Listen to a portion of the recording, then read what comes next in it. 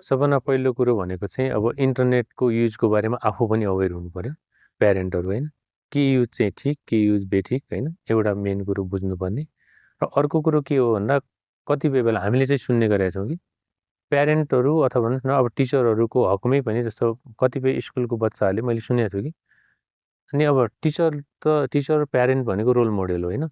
अब प्यारेन्टहरू आफू चाहिँ एकदमै मोबाइलमै व्यस्त हुने भन्ने अथवा टिचरहरूले पनि जस्तो हामीले इभन सुनेको थियौँ क्लासमा बच्चाहरूलाई तपाईँहरू यो गर्नुहोस् भन्ने अनि मोबाइल चलाएर बस्ने। अब त्यो भइदिएपछि जब रोल मोडेल नै फल्टी हुन्छ नि त्यो बेलामा बच्चाले सिक्ने चाहिँ पक्कै पनि अब हामीले तिमी यस्तो गर भनेर त सिक्दैन।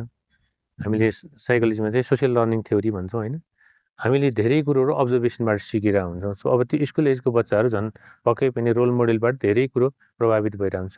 दोस्रो कुरो गर्नुपर्ने के हो भन्दा आफूमा चाहिँ चेन्जेस ल्याउनु पऱ्यो। यदि आफूमा त्यस्तो इस्युजहरू छ भने किनभने अब त्यो आफै एडिक्सनमा छ अनि बच्चालाई चेन्ज गर भनेर त हुँदैन। अनि तेस्रो कुरो भनेको चाहिँ बच्चालाई यो जानकारी चाहिँ दिनु पऱ्यो। बच्चाले बुझ्ने भाषामा इन्टरनेटको युज के हो के फाइदा हो होइन कस्तो कस्तो बेलामा चाहिँ रिस्क हुन्छ अथवा भन्नुहोस् न कस्तो कस्तो साइटहरू चाहिँ अब चलाउनु रिस्की हुन्छ यी कुरोहरू चाहिँ बुझाइदियो भने पनि सबै बच्चाले बुझाउने बित्तिकै बुझ्छन् भन्ने छैन। तर हामीले त्यो पहल गऱ्यौँ भने केही नभए नि भन्नुहोस् न अहिले अब 100जना बच्चाले चलाउँछ भने 50जना बच्चामा केही सुधार होला नि त।